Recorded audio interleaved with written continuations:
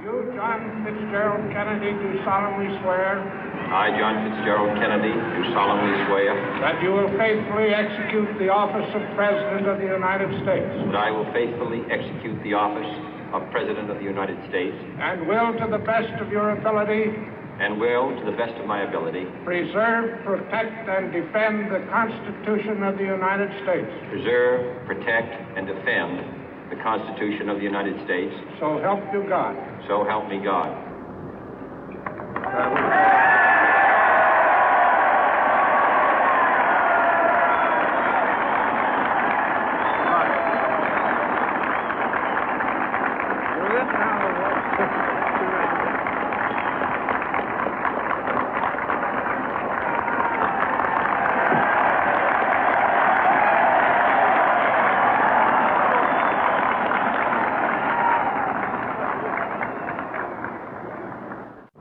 Vice President Johnson, Mr. Speaker, Mr. Chief Justice, President Eisenhower, Vice President Nixon, President Truman, Reverend clergy, fellow citizens. We observe today not a victory of party, but a celebration of freedom, symbolizing an end as well as a beginning, signifying renewal as well as change. For I have sworn before you and Almighty God the same solemn oath our forebears prescribed nearly a century and 3/4 ago. The world is very different now, for man holds in his mortal hands the power to abolish all forms of human poverty and all forms of human life. And yet the same revolutionary beliefs for which our forebears fought are still at issue around the globe. The belief that the rights of man come not from the generosity of the state, but from the hand of God. We dare not forget today that we are the heirs of that first revolution. Let the word go forth from this time and place to friend and foe alike that the torch has been passed to a new generation of Americans born in this century, tempered by war, disciplined by a hard and bitter peace, proud of our ancient heritage, and unwilling to witness or permit the slow undoing of those human rights to which this nation has always been committed and to which we are committed today at home and around the world.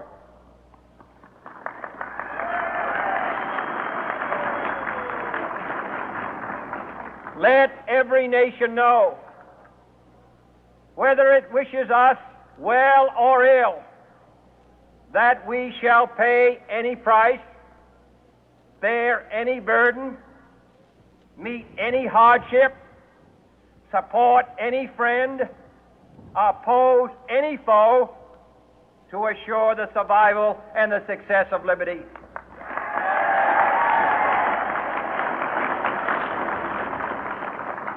This much we pledge and more. To those old allies whose cultural and spiritual origins we share, we pledge the loyalty of faithful friends. United, there is little we cannot do in a host of cooperative ventures. Divided, there is little we can do, for we dare not meet a powerful challenge at odds and split asunder. To those new states whom we welcome to the ranks of the free, we pledge our word that one form of colonial control shall not have passed away, merely to be replaced by a far more iron tyranny. We shall not always expect to find them supporting our view, but we shall always hope to find them strongly supporting their own freedom, and to remember that in the past, those who foolishly sought power by riding the back of the tiger ended up inside.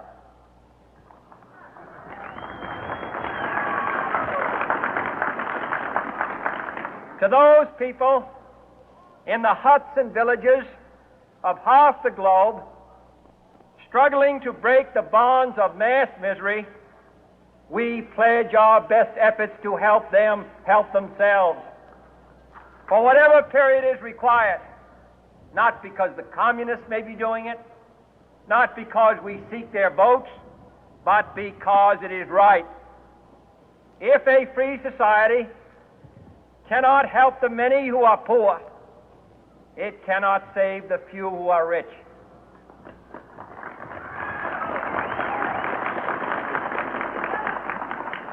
To our sister republics south of our border, we offer a special pledge to convert our good words into good deeds, in a new alliance for progress, to assist free men and free governments in casting off the chains of poverty.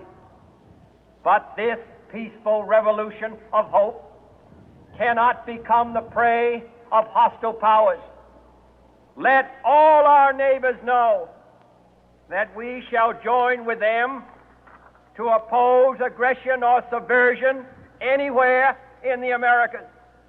And let every other power know that this hemisphere intends to remain the master of its own house.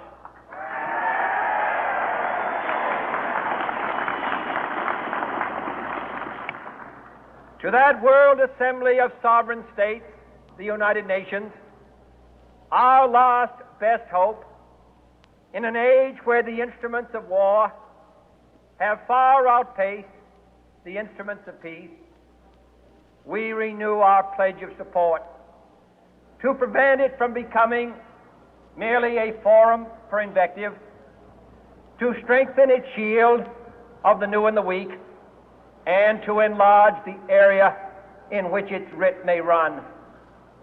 Finally, to those nations who would make themselves our adversary, we offer not a pledge, but a request that both sides begin anew the quest for peace.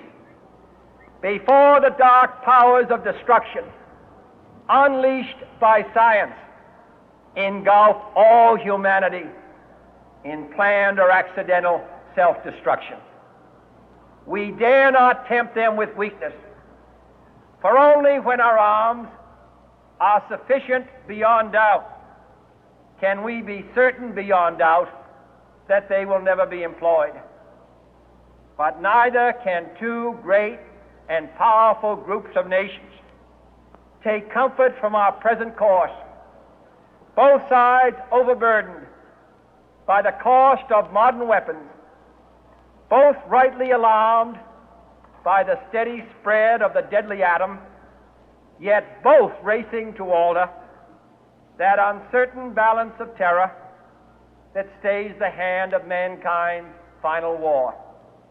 So let us begin anew, remembering on both sides that civility is not a sign of weakness, and sincerity is always subject to proof. Let us never negotiate out of fear, but let us never fear to negotiate.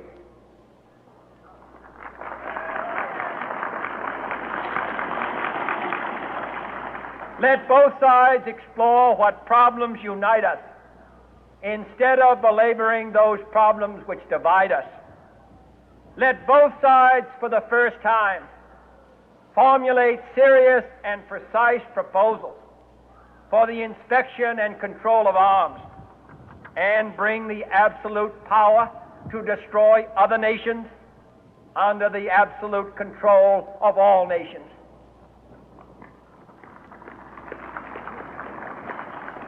Let both sides seek to invoke the wonders of science instead of its terrors. Together, let us explore the stars, conquer the deserts, eradicate disease, tap the ocean depth, and encourage the arts and commerce. Let both sides unite to heed in all corners of the earth the command of Isaiah to undo the heavy burden and let the oppressed go free. And if a beachhead of cooperation may push back the jungle of suspicion, let both sides join in creating a new endeavor, not a new balance of power, but a new world of law, where the strong are just and the weak secure and the peace preserved. All this will not be finished in the first 100 days, nor will it be finished in the first 1,000 days, nor in the life of this administration, nor even perhaps in our lifetime on this planet. But let us begin.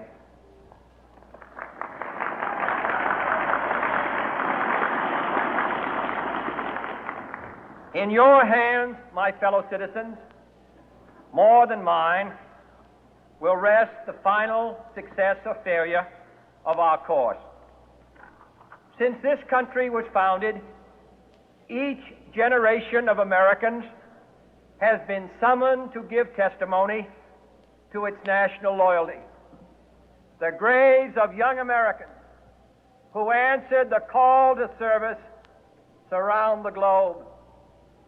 Now the trumpet summons us again, not as a call to bear arms, though arms we need, not as a call to battle, though in battle we are, but a call to bear the burden of a long twilight struggle, year in and year out, rejoicing in hope, patient in tribulation, a struggle against the common enemies of man, tyranny, poverty, disease, and war itself. Can we forge against these enemies a grand and global alliance, north and south, east and west, that can assure a more fruitful life for all mankind? Will you join in that historic effort?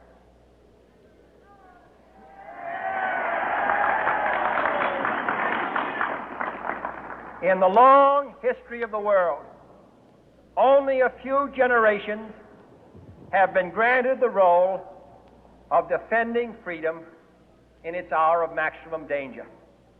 I do not shrink from this responsibility. I welcome it.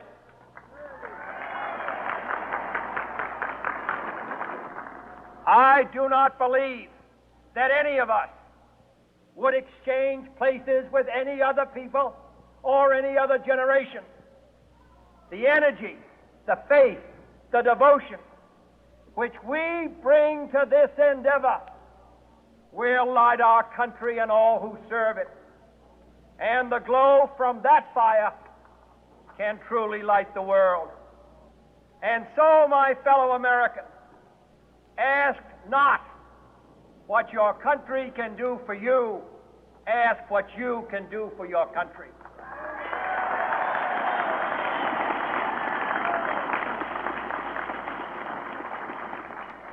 My fellow citizens of the world,